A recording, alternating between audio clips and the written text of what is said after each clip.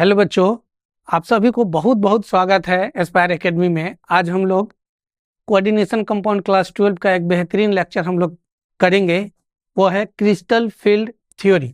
अब तक हम लोग दो थ्योरीज पढ़े थे, एक वैलेंस बॉन्ड थ्योरी और दूसरा वर्नर कोऑर्डिनेशन थ्योरी पढ़े थे। तो वहाँ जो हम लोग देखे थे जैसे ज्योमेट्री वगैरह के बारे में, उसका टोटल डिटेल हम लोग एविडेंस के साथ में हम लोग यहाँ पर करेंगे कि किसी भी स्ट्रक्चर में कैसे हम लोग स्क्वायर प्लेनर या टेट्राहेड्रल की बात करते हैं, ऑक्टाहेड्रल आउटर, ऑक्टाहेड्रल इनर कैसे होता है, सभी में इसमें डिटेल स्टडी हम लोग करेंगे। Crystal field theory, valence bond theory के जितने भी एजम्पशंस था सबको इसमें मतलब एविडेंस के साथ बताया गया है। तो आइए हम लोग शुरू करते हैं कि क्रिस्टल फील्ड थ्योरी क्या होता है। तो सबसे पहले क्रिस्टल फील्ड थ्योरी आप याद रखेंगे, दो साइंटिस्ट मिलके इसको दिया था। क्रिस्टल फील्ड थ्योरी जो है इसको दो साइंटिस्ट मिलकर दिए थे, एक एच बेथ और दूसरा वेन ब्लैक। ठीक है, यह ऑप्टिकल प्रॉपर्टीज को एक्सप्लेन करता है। ठीक है, जितने भी टाइप्स ऑफ ऑप्टिकल प्रॉपर्टीज है सबको एक्सप्लेन करता है। इसमें आप कलर के बारे में आप देख सकते हैं, किसी भी कम्प्लेक्स कंपाउंड का कलर को भी यह बताता है।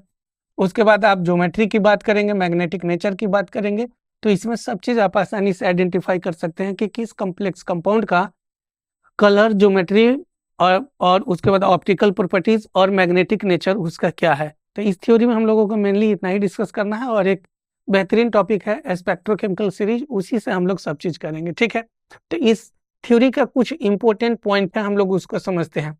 ठीक है, इसमें जितने भी लीजेंड्स जो होता है उस लीजेंड्स के बीच में जो बॉन्ड जो बनता है वो प्योरली इलेक्ट्रोस्टैटिक्स होता है। ठीक है, आप याद रखेंगे कि प्योरली इलेक्ट्रोस्टैटिक्स होता है। जैसे मान लो कि हम दो लेते हैं एग्जाम्पल के लिए, यहाँ पर जैसे मान लो कि H2O है या आप NH3 की बात करते हैं। ठीक है, तो H2O में H और H, तो देखो यहाँ अगर हम लोग देखेंगे तो इलेक्ट्रोनेगेटिविटी ऑफ O यह ज्यादा होता है इलेक्ट्रोनेगेटिविटी ऑफ H से।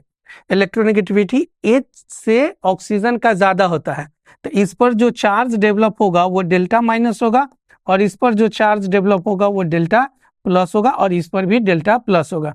तो दो पॉइंट चार्ज मतलब अपोजिट चार्ज हो और उसके बीच में कुछ डिस्टेंस हो तो उसको हम लोग प्योरली इलेक्ट्रोस्टैटिक्स कहते हैं। यहाँ फोर्स ऑफ अट्रैक्शन होगा ऑक्सीजन और हाइड्रोजन एटम्स के बीच में। सिमिलरली अगर आप NH3 के देख ले रहे हैं तो नाइट्रोजन, हाइड्रोजन, हाइड्रोजन और हाइड्रोजन है, तो यहाँ इलेक्ट्रोनेगेटिविटी जो होगा वो नाइट्रोजन का ज्यादा होगा, किससे?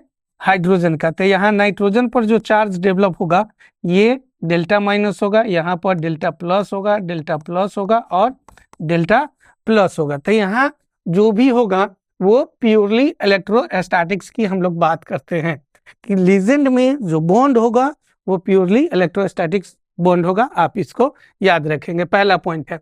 दूसरा पॉइंट में the complex is regarded as combination of central metal और लीजेंड के बारे में। तो दोनों को जो कॉम्बिनेशन होता है उसको हम लोग कहते हैं पॉइंट चार्ज या पॉइंट डाइपोल भी हम लोग उसको कहते हैं। जैसे मान लीजिए कि कोई भी मेटल है Fe2+ और इसके साथ साइनाइड है।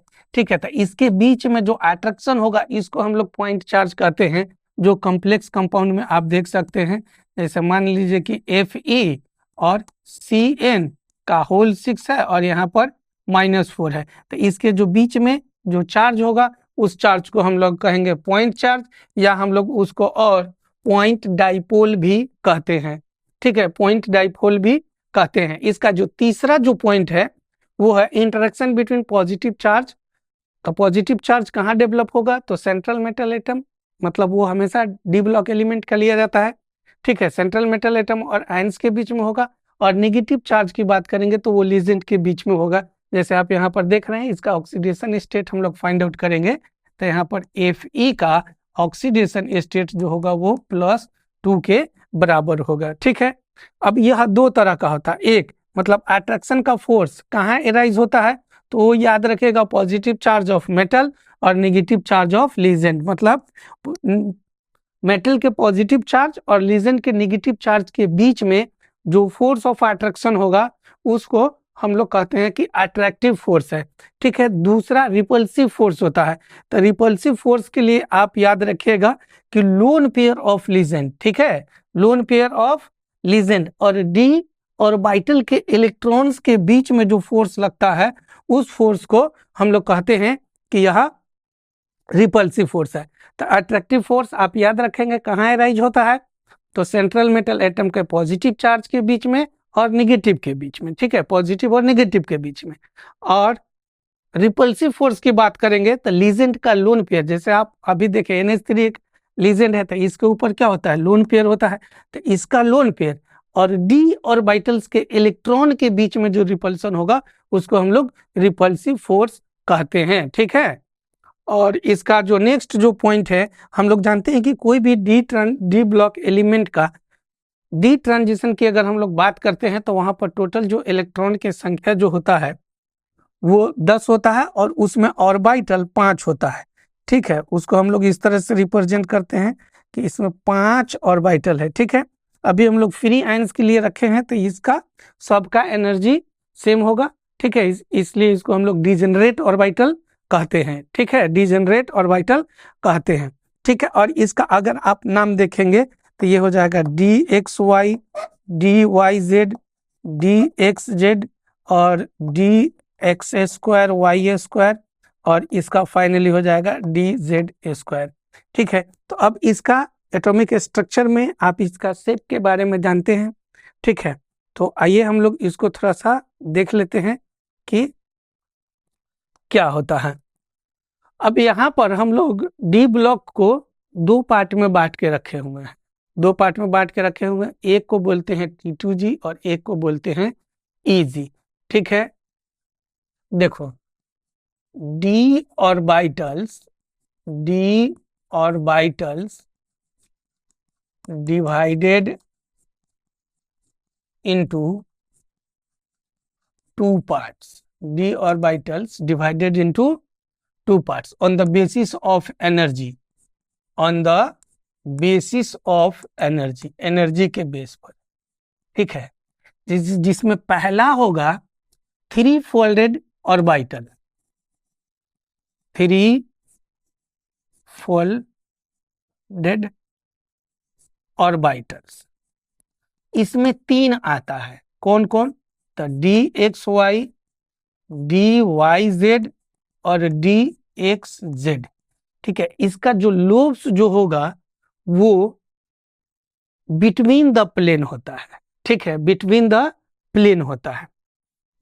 It is present between the plane. हम इसका डायग्राम भी बनाएंगे, जैसे मान लीजिए ये X Y है तो ये बिटवीन द होगा। इसको हम लोग कोलेक्टिवली कहते हैं, ये तीनों को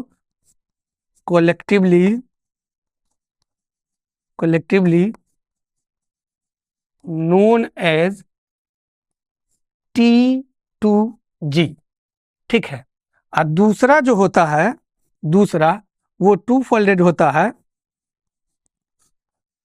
2 फोल्डेड होता है, ठीक है। इसमें 2 आ जाएगा, एक आ जाएगा DX² Y² और दूसरा जो होगा वो हो जाएगा DZ², ठीक है। ये 2 फोल्डेड है, DX² Y² और DZ²। ये जो होता है ये अलोंग द एक्सिस होता है, अलोंग द एक्सिस, ठीक है। जैसे इसका कोई भी डायग्राम जब बनेगा तो ये अलोंग द एक्सिस होगा। अगर हम लोग एनर्जी की बात करेंगे तो एनर्जी जो होगा वो EG को, और इसको हम लोग कहते हैं EG, कॉल्ड EG। ये ऑर्बिटल नोटेशन है। यहाँ अब जो हम बात कर रहे हैं वो डिजेनरेट ऑर्बिटल्स की बात हम लोग नहीं कर रहे हैं, उसको मतलब शेप के अकॉर्डिंग हम लोग डिवाइड किए हैं। तो 2 तरह का होगा, एक में होगा कि 3 फोल्डेड होगा जिसमें 3 आएगा और दूसरा होता है DZ²। तो ये बिटवीन द प्लेन होगा इसका लोब्स, और इसका जो लोब्स होगा वो अलोंग द एक्सिस होगा।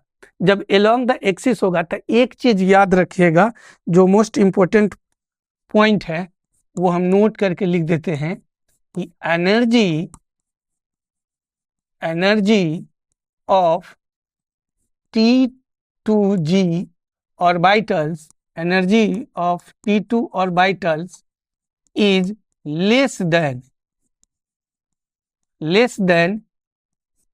Eg orbitals। ये वाला बहुत महत्वपूर्ण बात है, आप इसको याद रखिएगा कि T2g का एनर्जी कम होता है Eg से, ठीक है। तो energy of T2g is less than energy of Eg, ठीक है। अब आगे हम लोग इसको जितने भी ऑर्बिटल्स हमको मिला है, या आप T2g की बात करें या Eg की बात करें, तो सबको हम लोग डायग्राम से रिप्रेजेंट करते हैं, ठीक है। उसके बाद हम लोग इसको ऑक्टाहेड्रल और टेट्राहेड्रल में कन्वर्ट करेंगे, समझ गए। तो इसको नोट कर लीजिए, ये बहुत इंपॉर्टेंट पॉइंट है, ठीक। उसके बाद देखो, जैसे कह रहा है splitting of D orbital in octahedral complex. Octahedral complex में डी ऑर्बिटल का जो स्प्लिटिंग होता है वो कैसे होता है वो हम लोग देख लेते हैं। तो जैसे मान लेते हैं कि कोई कॉम्प्लेक्स कंपाउंड है, एग्जाम्पल के तौर पर हम लेते हैं कि जैसे ML6, ठीक है। ML6 यहाँ पर याद रखिएगा, L है, ये है मोनोडेंटेड लिजेंड, ठीक है, मोनोडेंटेड लिजेंड। अब इसका अगर हम लोग ओरिएंटेशन देखेंगे तो ये हमारा मेटल है, ठीक। यहां से हो जाएगा L और फिर हो जाएगा L, और यहाँ भी हो जाएगा L, और एक हो जाएगा यहाँ पर L, और एक हो जाएगा यहाँ पर L। तो इसका जो ये है, इसको हम लोग मान लेते हैं कि यह एक्स एक्सिस है, और इसको हम लोग मान लेते हैं कि यह वाई एक्सिस है, और इसको हम लोग मान लेते हैं कि यह जेड एक्सिस है, इसको हम लोग मान लेते हैं कि यह जेड एक्सिस है। तो इसी को हम लोग कहते हैं octahedral splitting. Octahedral splitting of D orbitals, ठीक है। डी ऑर्बिटल्स का ऑक्टाहेड्रल स्प्लिटिंग। अब देखो, हम लोग जानते हैं कि ऑर्बिटल्स जो है वो कितने तरह का है, तो दो तरह का है। एक होता है Eg, Eg में कौन कौन आ जाएगा, तो एक आ जाएगा T2g, और T2g के बारे में हम आपको क्या बताए हैं, अलोंग द एक्सिस होगा, इसका लोब्स जो होगा वो कैसा हो जाएगा, अलोंग द एक्सिस, ठीक है। क्या चीज, तो लोब्स की हम लोग बात कर रहे हैं, ठीक। अब अगर हम लोग एक नंबर में अगर देखते हैं, तो एक नंबर में हमारे पास क्या होता है, dz², ठीक है। तो हम लोग इस एक्सिस को लेते हैं कि z एक्सिस है, और इसका जो लूप्स होगा वो इस तरह का होगा, और इसी पर ओवरलैप होता है एक z, ठीक है। तो इस एक्सिस को अगर हम लोग z लेते हैं और इसको हम लोग y लेते हैं, तो ये वाला एक्सिस जो होगा वो क्या हो जाएगा, ये x एक्सिस हो जाएगा। अब यहाँ पर आप लीजेंड को सेट कीजिए, तो एक लीजेंड यहाँ हो जाएगा, एक लीजेंड यहाँ, यहाँ और यहाँ, और एक यहाँ और एक यहाँ। तो इसका भी जो ज्योमेट्री बन रहा है वो बिल्कुल इसके तरह बन रहा है, ठीक है ना, ऑक्टाहेड्रल स्प्लिटिंग के तरह बन रहा है। दूसरा जो इसमें हमारे पास जो होता है वो होता है dx² - y², ठीक है ना, dx² और -y²। अब इसके लिए अगर हम देखते हैं तो ये इस तरह का हो जाएगा, जैसे देखिए, ठीक है। अब यहाँ पर एक लीजेंड हो जाएगा, एक लीजेंड यहाँ हो जाएगा, यहाँ हो जाएगा, यहाँ हो जाएगा, यहाँ हो जाएगा, dx² और y²। दूसरा जो होता है Eg के बाद, सॉरी एक चीज याद रखना है, यहाँ पर T2g नहीं होगा, यहाँ पर Eg होगा, Eg। दूसरा हम लोग देखेंगे दूसरे नंबर पर, तो वो होगा T2g। अब T2g में 3 आता है, dxy, dyz और dxz, ठीक है। तो इस तीनों का स्ट्रक्चर लगभग सेम होगा, एक ही तरह से होता है। जैसे मान लीजिए आप dxy को अगर हम लोग रिप्रेजेंट करते हैं, dxy, तो ये हो गया,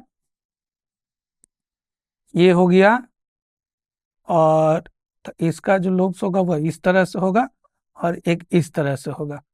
इसको हम लोग बोलेंगे एक लीजेंड यहाँ है और एक लीजेंड यहाँ है, लीजेंड यहाँ है, और इसको आप मान लीजिए z एक्सिस, इसको आप x मान लीजिए और इसको आप y मान लीजिए। ठीक है, तो ये हमारा T2G का हम लोगों का डिस्ट्रीब्यूशन ऑफ इलेक्ट्रॉन है ऑक्टाहेड्रल कॉम्प्लेक्स में। ठीक है, इस बात को याद कर। सिमिलरली इसका स्ट्रक्चर ये होगा, इसका भी स्ट्रक्चर ये होगा। आप जानते हैं एटॉमिक स्ट्रक्चर के पॉइंट ऑफ व्यू से, जैसे s ऑर्बिटल की अगर बात करेंगे, s ऑर्बिटल का, तो इसका जो शेप होता है ये कैसा होता है? अगर हम शेप की बात करें तो s का होता है स्फेरिकल, s का होता है स्फेरिकल, और p का होता है, p सब सेल का अगर हम बात करेंगे तो p सब सेल का कैसा होता है? तो डम्बल होता है, डम्बल। और d की बात करेंगे तो ये इसके लिए हो जाएगा डबल डम्बल हो जाएगा। ठीक है ना, डबल डम्बल, तो याद रखिएगा डबल डम्बल होता है। तो ये बहुत महत्वपूर्ण बात था। अब इसके आधार पर एक चीज आपको पहले से हम आपको बता चुके हैं कि Eg जो होगा वो अलोंग द एक्सिस होगा उसका लोब्स, और उसमें दो आता है dz square, dx square, y square, और उसके बाद अगर आप T2G की बात करेंगे तो dxy, dyz और dxz होता है। ठीक है, तीनों का शेप आपको एटॉमिक स्ट्रक्चर क्लास 11th में पढ़ना था, उसके अकॉर्डिंग हम लोग ने बनाया है। ठीक है, डी ब्लॉक के डी ऑर्बिटल्स का डबल डम्बल होता है, एक पॉइंट ये हुआ। उसके बाद हम लोग इसमें जैसे क्रिस्टल फील्ड का एनर्जी के बारे में हम लोग देखेंगे कि किस ऑर्बिटल का पोजीशन कहाँ होता है। तो पहले आप इसका स्क्रीनशॉट ले लीजिए। ठीक है, उसके बाद हम लोग नेक्स्ट पॉइंट हम लोग देखते हैं।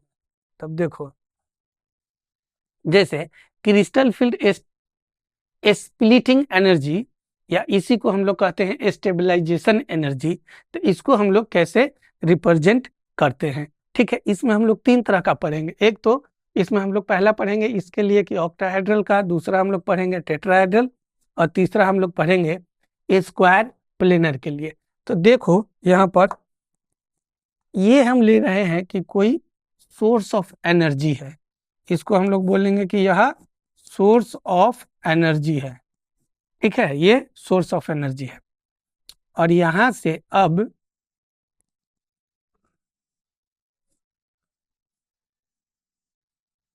एक, दो, तीन, चार और एक, पांच, यहाँ जो एनर्जी है ये देखो, ये T2G और प्लस EG है।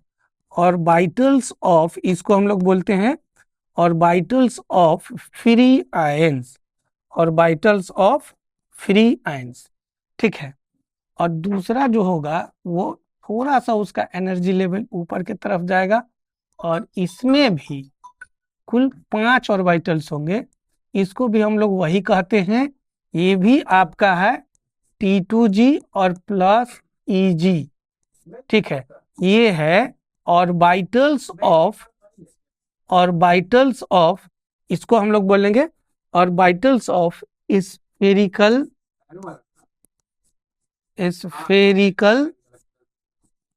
रीजन। ठीक है, स्फेरिकल रीजन। अब इसमें इसका डिस्ट्रीब्यूशन होगा। जैसे आपको पता है कि एनर्जी जो होगा, एनर्जी वो Eg का ज्यादा होता है एनर्जी ऑफ T2G से। Eg का एनर्जी क्या होता है? ज्यादा होता है T2G से। तो यहाँ ऑक्टाहेड्रल कॉम्प्लेक्स में जब हम इसको अरेंजमेंट करेंगे, स्प्लिट करेंगे, तो ये देखो ये इस तरह का इसका डिस्ट्रीब्यूशन होगा। तो यहाँ से इसका दो ऑर्बिटल्स होगा। ठीक है, एक को हम लोग क्या कहेंगे? dxy, जैसे dx square y square, dx square y square, और एक हो जाएगा dz स्क्वायर। और इसको हम लोग एक साथ अगर बोलेंगे तो इसको हम लोग Eg बोलेंगे। ठीक है, और दूसरा जो होता है उसका एनर्जी थोड़ा कम होगा इससे, Eg से। तो इसके पास जो ऑर्बिटल्स होता है वो तीन होता है। कौन कौन? तो dxy, डी वाई जेड और डी एक्स जेड। ठीक है, और इसको हम लोग कहते हैं कि यह T2G है। और ये जो है ये है एनर्जी लाइन विदाउट स्प्लिटिंग, या इसको हम लोग कहते हैं no splitting line. No splitting line, no splitting line, याद रखिएगा। ठीक है, और इस दोनों के बीच में जो एनर्जी का गैप होगा वो 10dq के बराबर होता है। वो कितने के बराबर हो जाएगा? तो 10dq का। यहाँ से लेकर यहाँ तक जो एनर्जी का जो चेंज होगा वो होता है delta not is equal to 10dq। ठीक है, delta not is equal to 10dq। ठीक, यहाँ डेल्टा नॉट जो है ये नोटेशन है किसका? Notation for octahedral splitting, octahedral splitting है डेल्टा नॉट। ठीक है, अब यहाँ पर हम लोग इसके एनर्जी गैप को समझेंगे और इससे ऊपर का एनर्जी गैप को समझेंगे। ठीक है, इसके लिए हम लोग लिखते हैं यहाँ पर Eg के लिए, तो इसके लिए अगर हम लोगों को एनर्जी लिखना होगा तो ये होता है +3/5, ये डेल्टा नॉट के बराबर। इसको हम लोग कहते हैं above the average energy, above the average energy, above the average energy. ठीक है, और दूसरा होता है -2/5, -2/5, इसको भी डेल्टा नॉट ही बोलेंगे। और ये होता है below the average energy, below the average energy. याद रखेंगे, ये बहुत ही महत्वपूर्ण बात है। आप इसको और जैसे यहाँ आप इसको अगर देखेंगे तो आप इसको लिख सकते हैं +6dq के बराबर, या और हम लोग इसको 0.6dq भी लिखते हैं। और इसके लिए जब लिखेंगे, नहीं सॉरी, एक मिस्टेक है यहाँ पर, देखो Eg वाला का एनर्जी कम होता है, Eg वाला का एनर्जी कम होता है, तो इसका जो होगा ये होगा -0.4dq के बराबर, या और हम लोग इसको लिखते हैं -4dq के बराबर। समझ गए? और Eg के लिए देखिएगा जिसमें 2 ऑर्बिटल है, तो इसका जो एनर्जी जो गैप होता है वो होता है, या तो आप इसको 6dq के बराबर लिख लीजिए, या इसको लिख सकते हैं आप प्लस में +0.6dq के बराबर होता है।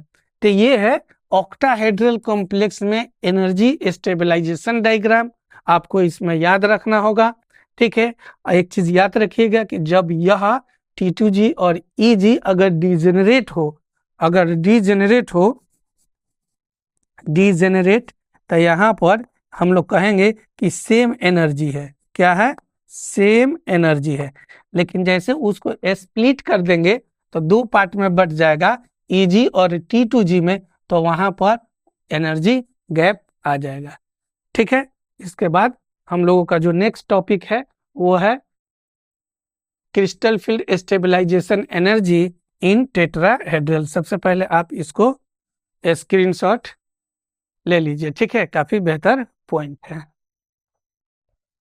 अब देखो हम लोग crystal field stabilisation energy tetrahedral में हम लोग कैसे लिखते हैं उसको भी हम लोग समझ लेते हैं। जैसे मान लो कि ये हमारा सोर्स ऑफ एनर्जी है, और यहाँ पर हम लोग लेते हैं फ्री एनर्जी का, ये हो गया 1 2 3 और 5। इसको हम लोग बोलते हैं T2G और प्लस Eg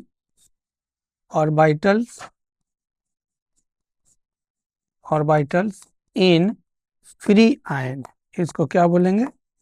फ्री आयंस। और दूसरा जो होगा वो एवरेज एनर्जी के लिए होगा।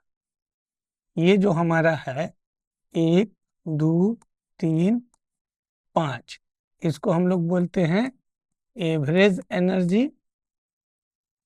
ये भी हमारा T2G और प्लस EG होगा, ठीक है।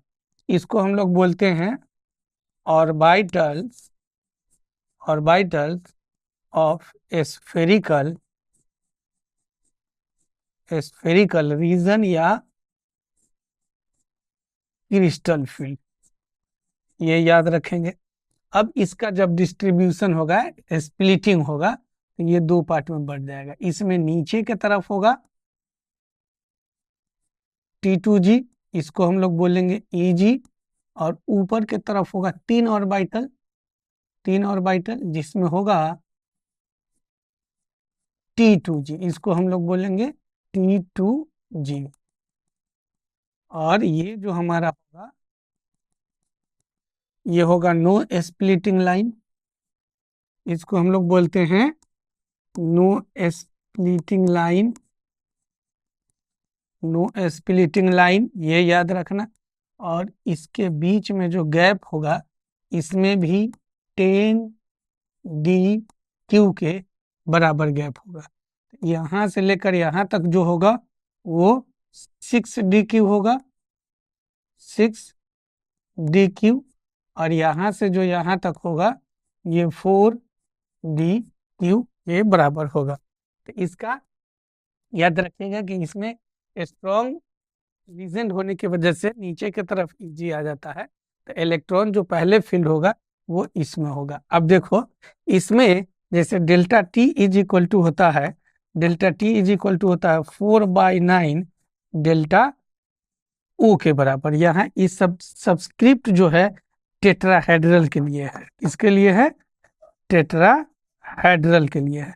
तो इसका क्रिस्टल फील्ड एनर्जी स्प्लिटिंग जो होगा वो इस तरह का होगा। यहाँ सोर्स ऑफ एनर्जी है, क्या है, यहाँ सोर्स ऑफ एनर्जी, याद रखिएगा। और इसी तरह से सिमिलरली अगर हम लोग स्क्वायर प्लेनर में भी देखेंगे तो कोई दिक्कत नहीं है, स्क्वायर प्लेनर का भी सिमिलर होगा। जैसे ये आपका सोर्स ऑफ एनर्जी है, सोर्स ऑफ एनर्जी, और यहाँ से ये हो जाएगा फ्री एंड्स 1 2 3, और ये जो हो गया ये हमारा हो गया T2G और प्लस EG, इसको हम लोग कहते हैं आयंस ऑफ फ्री ऑर्बिटल्स के लिए। और यहाँ हो जाएगा एवरेज के लिए, ये वाला जो लाइन होगा 1 2 3 5, ये भी है आपका T2G और प्लस EG। ये जो होगा ये होगा एवरेज एनर्जी के लिए होगा, एवरेज एनर्जी के लिए। और इसमें जब इसका डिस्ट्रीब्यूशन करेंगे तो दो पार्ट में हो जाएगा। जैसे मान लीजिए कि ये हो गया और ये हो गया, तो ये हमारा हो गया EG स्क्वायर प्लेनर के लिए EG, और ये हमारा हो गया T2G, इसको बोलेंगे T2G। एक मिनट, ये हो गया T2G के लिए, ठीक है। इसमें दो ऑर्बिटल, तो इसका जो सबसे ज्यादा एनर्जी होगा वो dx² y² का होगा, और जो इसमें जो कम होगा वो dz² का होगा, और ये होगा dxy का। और उसके बाद ये हो जाएगा, ये दोनों सिमिलर होता है, बराबर होता है dyz और dxz का। तो इसको हम लोग बोलते हैं स्क्वायर प्लेनर में, इसमें वीक फील्ड लीजेंड होगा। अब हम लोग बात करते हैं कि distribution of electron in T2G और EG में क्या होगा, ठीक है। जैसे स्पेक्ट्रोकेमिकल सीरीज पहले हम लोग देख लेते हैं, स्पेक्ट्रोकेमिकल सीरीज क्या होता है। तो देखो, arrangement of legend on the basis of strength, ठीक है, उसी को बोलते हैं। For any given metal cation the magnitude of crystal field splitting energy depends upon the nature of legend. The legend which effect only a small degree of crystal field splitting are termed weak field legend या strong field legend, ठीक है। तो इसमें याद रखिएगा, when the legend are arranged in the order of magnitude of crystal field splitting, the arrangement of this obtain is called spectrochemical series. तो यहाँ से याद रखना H2O से जो पीछे में है इसको हम लोग वीक फील्ड लीजेंड कहते हैं, और इसके बाद जो भी है इसको हम लोग स्ट्रॉन्ग फील्ड लीजेंड कहते हैं। तो इसको आपको याद रखना होगा, जगह I minus Br minus Cl minus NO3 minus, ये ज्योमेट्री को रिप्रेजेंट करने में मदद करता है। जब वीक फील्ड लीजेंड होगा तो इनर शिफ्टिंग नहीं होगा। इसको हम लोग एक चार्ट से समझते हैं कि उससे मैग्नेटिक नेचर वगैरह हम लोग कैसे फाइंड आउट करेंगे। जैसे इसमें देखिए हम जो एक ये टेबल ले रहे हैं, इसमें है जैसे मान लो कि यहाँ पर है एटम्स या कॉम्प्लेक्स कंपाउंड, यहाँ पर हम लोग उसका इलेक्ट्रॉनिक कॉन्फ़िगरेशन लिखेंगे, यहाँ उसका ऑक्सीडेशन स्टेट है, टाइप्स ऑफ हाइब्रिडाइजेशन है, ज्योमेट्री क्या होगा, नंबर ऑफ अनपेयर्ड इलेक्ट्रॉन, और मैग्नेटिक नेचर आपको पता है जिसमें अनपेयर्ड इलेक्ट्रॉन आता है उसको हम लोग पैरामैग्नेटिक कहते हैं, जिसमें अनपेयर्ड इलेक्ट्रॉन नहीं आता है उसको हम लोग डायमैग्नेटिक कहते हैं।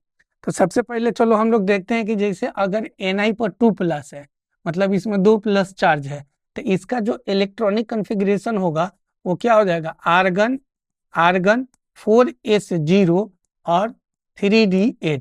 अब 3d8 है तो इसका अरेंजमेंट करेंगे तो होल्स के अकॉर्डिंग हम लोग जानते हैं कि जितने भी ऑर्बिटल्स है सब में एक एक इलेक्ट्रॉन फिल करेंगे, और जब इलेक्ट्रॉन बचेगा उसको हम लोग अपोजिट स्पिन में हम लोग उसको क्या करते हैं कि पेयर अप करते हैं। ठीक है, अब यहाँ पर जो हमारा कॉन्फ़िगरेशन है इस पॉइंट पर अनपेयर्ड इलेक्ट्रॉन कितना है, 2 है, और यहाँ जो हम लोग लीजेंड लिए हैं ये कैसा लीजेंड है, वीक फील्ड लीजेंड है।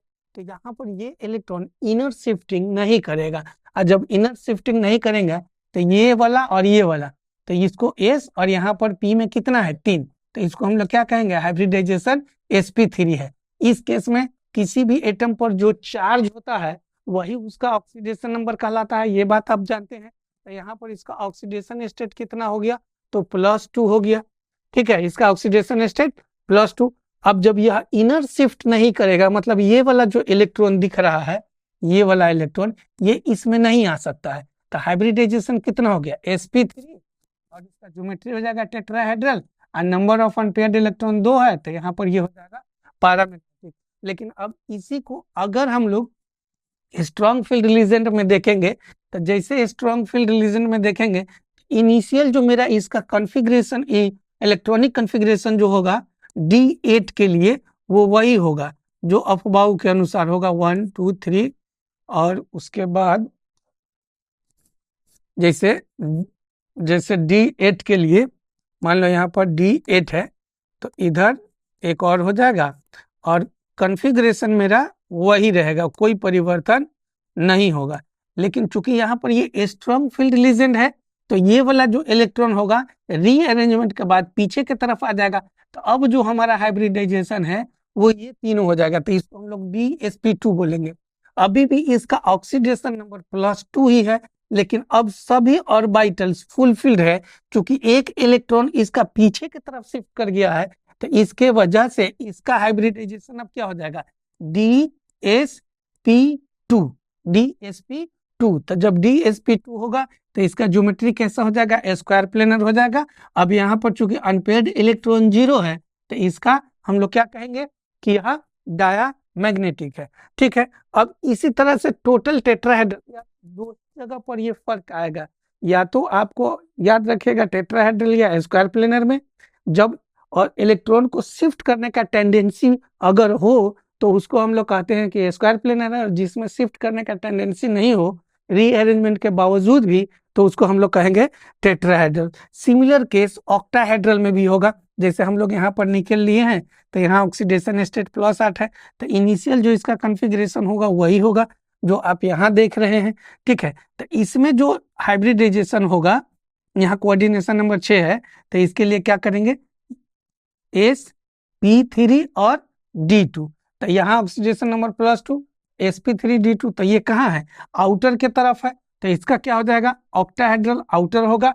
यहाँ भी अनपेयर्ड इलेक्ट्रॉन 2 है, तो इसको हम लोग कहेंगे कि इसका मैग्नेटिक नेचर कितना होगा, क्या होगा, तो पैरामैग्नेटिक होगा। अगर हम लोग रीअरेंजमेंट की बात करेंगे तो क्या होगा, जैसे यहाँ पर आप देख रहे हैं तो इसमें रीअरेंजमेंट की बात करेंगे, जैसे एमएन का 5 होता है, तो 1 2 3 4 5 सिंपल हम लोग रख दिए। उसके बाद 4s और 4p खाली है, तो इसको रीअरेंजमेंट जब आप कीजिएगा तो ये वाला एक इलेक्ट्रॉन इसमें आ जाएगा, ये वाला एक इलेक्ट्रॉन इसमें आ जाएगा। तो यहाँ पर अब अनपेयर्ड इलेक्ट्रॉन कितना बच रहा है, 1। तो यहाँ से हम लोग पकड़ेंगे तो ये हो गया आपका D2 और ये हो गया S और ये हो गया P3। तो इसको हम लोग कहेंगे DsP3। तो इसमें इलेक्ट्रॉन पीछे की तरफ शिफ्ट कर रहा है, इसलिए इसको हम लोग कहेंगे कि DsP3 इनर ऑर्बिटल है। और ज्योमेट्री पर कोई फर्क नहीं पड़ेगा, ये भी ऑक्टाहेड्रल है। अब चूंकि आप देख रहे हैं कि अनपेयर्ड इलेक्ट्रॉन इस केस में 1 है, तो जब अनपेयर्ड इलेक्ट्रॉन 1 होगा तो उसका जो नेचर होगा वो कैसा हो जाएगा, पैरामैग्नेटिक सब्सटेंस हो जाएगा। तो सिर्फ इसमें ये याद रखना है आपको, स्पेक्ट्रोकेमिकल सीरीज। अगर स्पेक्ट्रोकेमिकल सीरीज है तो आप आसानी से आइडेंटिफाई कर सकते हैं कि किसका ज्योमेट्री स्क्वायर प्लेनर होगा या टेट्राहेड्रल होगा, किसमें ऑक्टाहेड्रल आउटर होगा इनर होगा। इसके लिए आप याद रखिएगा, वाटर से पीछे जितने भी है सभी के सभी वीक लीजेंड है, और वाटर के बाद पायरिडीन से लेकर कार्बोनिल तक जो भी होगा वो कैसा होगा, स्ट्रॉन्ग लीजेंड होगा। तो ये बात आपको याद रखना होगा। स्पेक्ट्रोकेमिकल सीरीज मेन इस थ्योरी का, क्रिस्टल फील्ड थ्योरी का यही मेन मुख्य बात है जो आपको याद रखना होगा, ठीक है। नेक्स्ट अगर हम लोग देखते हैं, जैसे इसके बाद इसमें हम एक और पेज इंक्लूड किए हैं, आप उसका प्रैक्टिस कर लेंगे तो कोई भी क्वेश्चन आपसे नहीं बचेगा, सबके सब बन जाएगा। सिमिलर केस यहाँ भी है, ठीक है। अब देखो, जैसे डिस्ट्रीब्यूशन ऑफ डी इलेक्ट्रॉन, इसमें भी हम लोग स्पेक्ट्रोकेमिकल सीरीज का ही इस्तेमाल करेंगे कि क्या होगा, distribution of D electron in T2g और Eg orbital in the octahedral, ठीक है। तो एक बात हम लोग जानते हैं हुंड्स के अकॉर्डिंग, हुंड्स क्या बताया था, हुंड्स बताया था filling of electron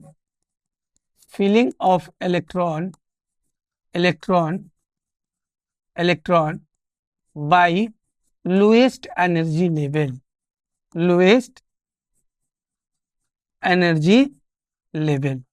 filling of electron of lowest energy level, ठीक है। जिसका एनर्जी कम होगा उसको हम लोग इलेक्ट्रॉन पहले देंगे। तो अब यहाँ पर 2 पॉइंट आएगा। एक बात जो जनरल पॉइंट्स है वो आप पहले समझ लीजिए कि एनर्जी जो होता है ना, एनर्जी वो Eg का एनर्जी ज्यादा होता है T2g से। तो पॉइंट नंबर 1, अगर वीक फील्ड लीजेंड है, ठीक है, अगर वीक फील्ड लीजेंड है तो यहाँ पर जो इलेक्ट्रॉन का डिस्ट्रीब्यूशन होगा, मतलब पहले तो T2g में ही होगा, तो 1 होगा, 2 होगा और फिर 3 होगा। इसके बाद हम लोग चले जाएंगे Eg पर, ठीक है। किस पर चले जाएंगे, Eg पर। तो यहाँ 4 और 5 नंबर्स ऑफ इलेक्ट्रॉन होगा, और फिर इसके बाद फिर हम लोग आ जाएंगे T2g पर। तो यहाँ हो जाएगा 6, 7 और 8 इलेक्ट्रॉन। फिर उसके बाद फाइनली हम लोग आएंगे Eg पर। तो Eg के पास जो इलेक्ट्रॉन होगा अब 9 और 10 वाला होगा, ठीक है।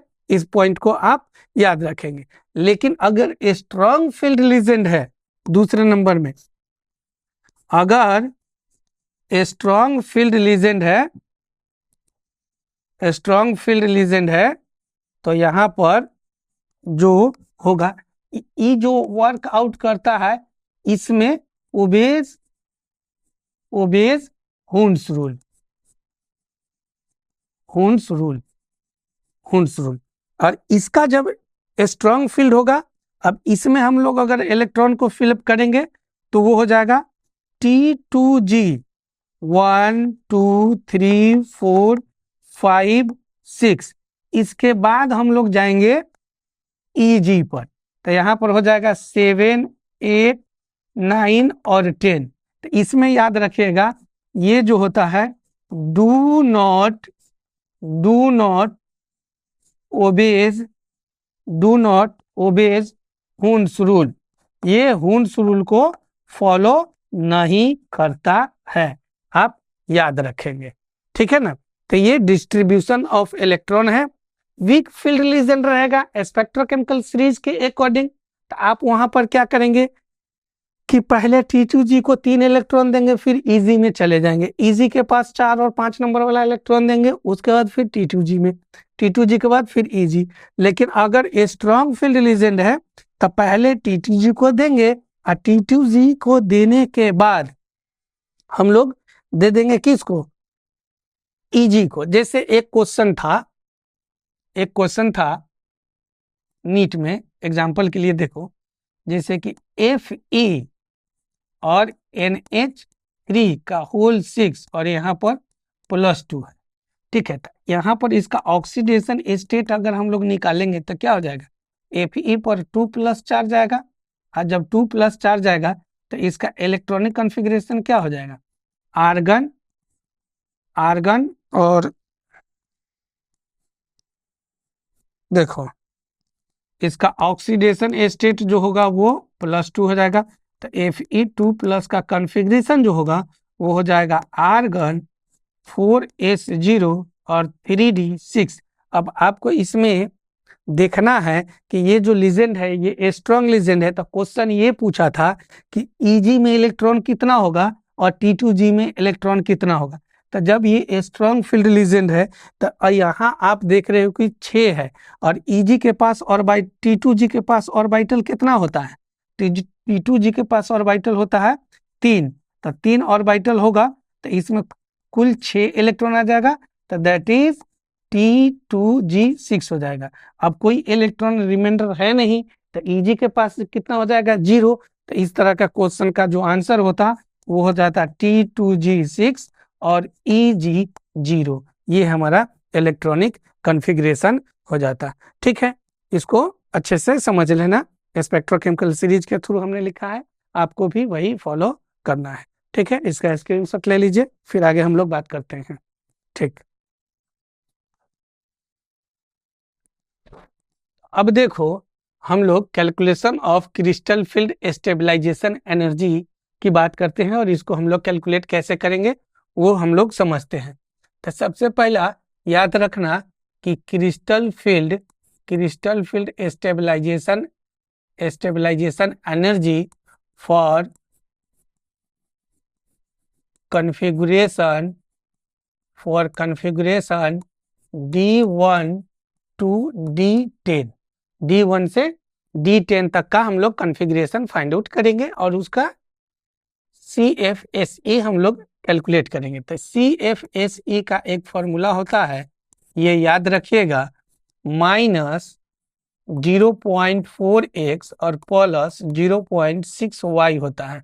इसमें याद रखना कि x जो होगा ना, ये होगा number of electrons occupying by T2G orbitals, और y जो होगा ये होगा number of electrons occupying by Eg orbitals, ठीक है। और जो भी हम लोग निकालेंगे वो DQ यूनिट में निकालेंगे, तो ये आप फॉर्मूला को याद रखिएगा। इसके बाद आइए हम लोग इसका पूरा एक डिटेल टेबल बनाते हैं, उसमें कैलकुलेट करके हम आपको समझाते हैं, बहुत ही आसान है।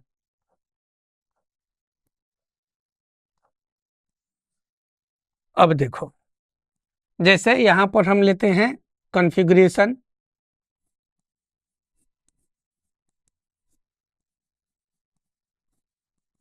कॉन्फ़िगरेशन, ठीक है। यहाँ पर हम लोग लेते हैं लो स्पिन स्टेट। जब लो स्पिन स्टेट होगा तो इसमें याद रखिएगा लो स्पिन स्टेट में स्ट्रॉन्ग फील्ड लीजेंड होता है, स्ट्रॉन्ग फील्ड लीजेंड होता है। और यहां से अब हम लोग कैलकुलेट कर लेंगे CFSE इन DQ यूनिट जो होगा वो DQ में होगा, ठीक है। उसके बाद यहाँ पर हो जाएगा high spin, high spin state, high spin state में होगा वीक लीजेंड, वीक लीजेंड होगा, वीक फील्ड लीजेंड होगा। और यहाँ हम लोगों का होगा CFSE, इन डी क्यू यूनिट, यहाँ भी जो यूनिट होगा क्या हो जाएगा, डी क्यू में। अब जैसे मान लो कि हम D1 लेते हैं, तो इसका जो कॉन्फ़िगरेशन होगा स्ट्रॉन्ग फील्ड लीजेंड में, तो वो क्या हो जाएगा T2G1 और EG0। ठीक है, सिमिलरली अगर हम लोग D2 की बात करेंगे तो यहाँ भी हो जाएगा T2G2 और EG में हो जाएगा 0। अगर हम लोग D3 लेंगे तो ये हो जाएगा T2G3 और EG0 हो जाएगा। अगर D4 की बात करेंगे तो T2G4 हो जाएगा और EG0 हो जाएगा। अगर D5 की बात करेंगे तो इसमें भी T2G5 हो जाएगा और EG0 हो जाएगा। D6 की बात करेंगे तो ये हो जाएगा T2G6 और EG0 हो जाएगा। अगर D7 की बात करेंगे तो अब यहाँ हो जाएगा T2G6 और EG1। और D7 की D के बाद 7 के बाद 8 की बात करेंगे तो T2G6 और EG हो जाएगा 2। और D9 की बात करेंगे तो T2G आपका हो जाएगा 6 और EG हो जाएगा 2। सिमिलरली D10 की बात करेंगे तो हम इसको थोड़ा यहाँ लिखते हैं, देखो तो यहाँ पर हो जाएगा T2G6 और EG4। ठीक है, अब इसका जो कैलकुलेशन होगा तो हम आपको फॉर्मूला जो लिखे थे CF का, क्रिस्टल फील्ड स्टेबलाइजेशन एनर्जी का, वो क्या लिखे थे 0.4 into X plus 0.6 into Y.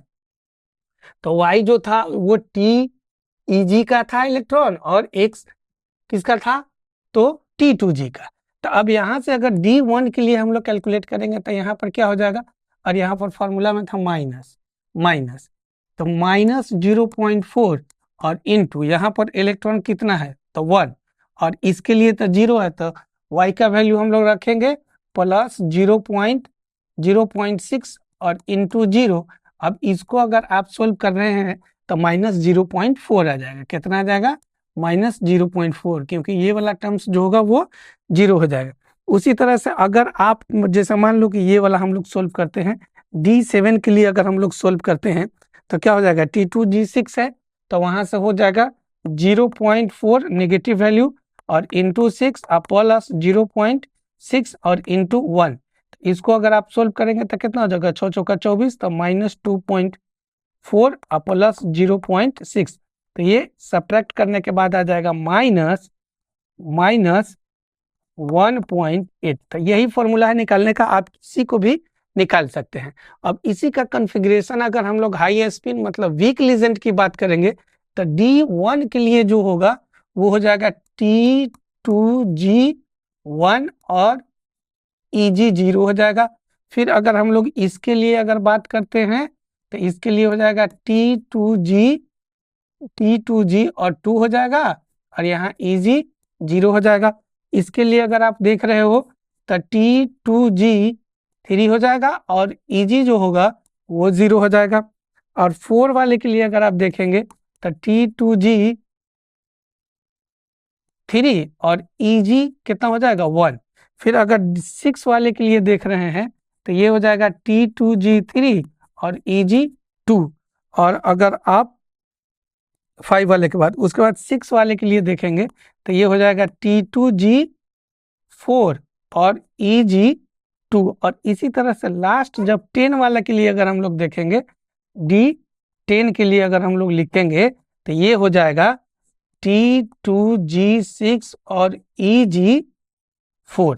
अब इसमें भी किसी के लिए, जैसे मान लीजिए कि हम इसके लिए कैलकुलेट करके आपको बताते हैं क्रिस्टल फील्ड स्टेबलाइजेशन एनर्जी, तो यहाँ हम लोग क्या करेंगे, CFSE का फॉर्मूला आपको मालूम होता है, तो क्या है माइनस 0.4 और इंटू T2G का इलेक्ट्रॉन कितना है, x का वैल्यू 3 है तो 3 और प्लस यहाँ पर 0.6, तो 0.6 और इनटू यहाँ पर देखिए तो Eg का इलेक्ट्रॉन कितना है, तो 1, तो यहाँ पर हो जाएगा 1। अब इसको सोल्व करेंगे तो ये हो जाएगा 0 पॉइंट नेगेटिव हो जाएगा, 0.4 इंटू 1, 0. ये हो जाएगा आपका 4×3=12, तो -1.2 और यहाँ पर प्लस हो जाएगा 0.6। इसको सोल्व कीजिएगा तो ये आ जाएगा -0.6। तक इसी को भी आप आसानी से आप इसको क्रिस्टल फील्ड स्टेबलाइजेशन एनर्जी आप निकाल सकते हैं ऑक्टाहेड्रल कॉम्प्लेक्स में। ठीक है, तो ये हम लोगों का क्रिस्टल फील्ड स्टेबलाइजेशन एनर्जी का टेबल है, आप इसको अच्छे से समझ लीजिए। ठीक है, इससे भी सवाल रहता है। नेक्स्ट है जो हम लोगों का जो कई बार हम लोग पढ़े हैं वो है मैग्नेटिक नेचर। तो मैग्नेटिक नेचर में दो होता है, पैरामैग्नेटिक सब्सटेंस। ठीक है, तो पैरामैग्नेटिक सब्सटेंस का पहचान आपको क्या होगा, पैरामैग्नेटिक सब्सटेंस का पहचान होगा कि दे हैव अनपेयर्ड इलेक्ट्रॉन। ठीक है, और दूसरा होता है डायामैग्नेटिक सब्सटेंस। तो डायामैग्नेटिक सब्सटेंस का पहचान क्या हो जाएगा कि they do not have, diamagnetic के लिए क्या हो जाएगा, they do not have unpaired electron, मतलब सभी के सभी पेयर्स में ही होगा। ठीक है, याद रखिएगा। जैसे आपको इसी क्लास में थोड़ा देर पहले हम आपको बताए थे Ni का कॉन्फ़िगरेशन में, अगर Ni कॉन्फ़िगरेशन अगर Cl4-2 के साथ में है तो यहाँ भी इसका ऑक्सीडेशन नंबर +2 है। तो इसका जो कॉन्फ़िगरेशन होगा इसका कॉन्फ़िगरेशन होगा, तो इसको अगर हम लोग ऑक्सीडेशन नंबर निकाले तो D8, तो मतलब Ni2+ हो गया। तो यहाँ पर ये जो है ये वीक फील्ड लीजेंड है, और जो वीक फील्ड लीजेंड है तो इसका जो कॉन्फ़िगरेशन हो जाएगा वो हो जाएगा आर्गन 4s0 और 3d8। यहाँ पर अनपेयर्ड इलेक्ट्रॉन की संख्या जो होगा वो होगा 2, ये वाला और ये वाला। तो इसको हम लोग कहेंगे कि यह पैरामैग्नेटिक सब्सटेंस है।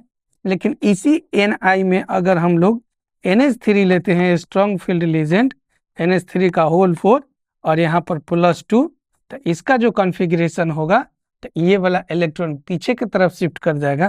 तो ये जो सब्सटेंस होगा ये कहलाएगा डायामैग्नेटिक। ठीक है, तो याद रखिएगा जिसके पास अनपेयर्ड इलेक्ट्रॉन होता है वो पैरामैग्नेटिक, और जिसके पास अनपेयर्ड इलेक्ट्रॉन नहीं होता है उसको हम लोग कहते हैं डायमैग्नेटिक। इसी क्लास में हम इस दोनों ही एग्जाम्पल को आपको बताए हैं, आप इसको याद रखेंगे। दूसरा और इसका आखिरी जो टॉपिक है वो है कलर ऑफ कॉम्प्लेक्स कंपाउंड के बारे में। तो कलर ऑफ कॉम्प्लेक्स कंपाउंड में किसी भी आप कॉम्प्लेक्स कंपाउंड को एग्जैक्टली प्रिडिक्ट नहीं कर पाएंगे कि ये किस कलर का है। उसके लिए आपको याद रखना होगा कि अनपेयर्ड इलेक्ट्रॉन पर डिपेंड करता है। ठीक है ना, किस पर डिपेंड करता है, अनपेयर्ड इलेक्ट्रॉन पर डिपेंड करेगा। तो इसका 2 पॉइंट होगा वो याद रखिएगा, द सब्सटेंस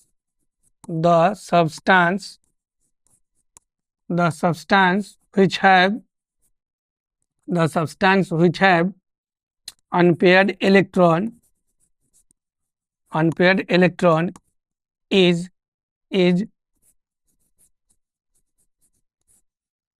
कलरफुल होगा या कलर्ड कंपाउंड होगा,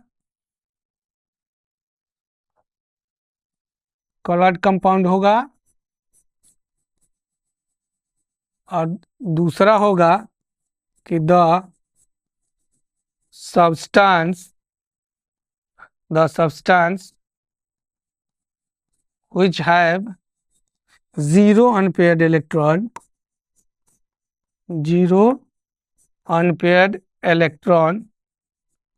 is कलरलेस कंपाउंड। ठीक है, उसको हम लोग कलरलेस कंपाउंड कहेंगे। एक चीज याद, जैसे हम लोग visible part of the radiation की बात करते हैं तो कितना से कितना तक, 400 नैनोमीटर से 700 नैनोमीटर तक। ठीक है, 700 मीटर तक। तो इसको हम लोग बोलते हैं वायलेट, और इसको हम लोग क्या कहते हैं, रेड, नैनोमीटर। तो अब इसमें याद रखना, जिसका जितना ज्यादा अनपेयर्ड इलेक्ट्रॉन होगा तो विबजियोर को फॉलो करेगा, जो हम लोग फिजिक्स में पढ़ते हैं विबजियोर, उसी को फॉलो करेगा और उसी के हिसाब से आप कलर को फाइंड आउट करेंगे। ठीक है, तो इस लेक्चर में इतना ही था। इसका आखिरी जो लेक्चर होगा कॉम्प्लेक्स कंपाउंड का, उसमें हम लोग स्टेबिलिटी ऑफ कॉम्प्लेक्स कंपाउंड की बात करेंगे, और उसके बाद कॉम्प्लेक्स कंपाउंड का यूज कहाँ होता है उसके बारे में हम लोग चर्चा करेंगे। Thank you.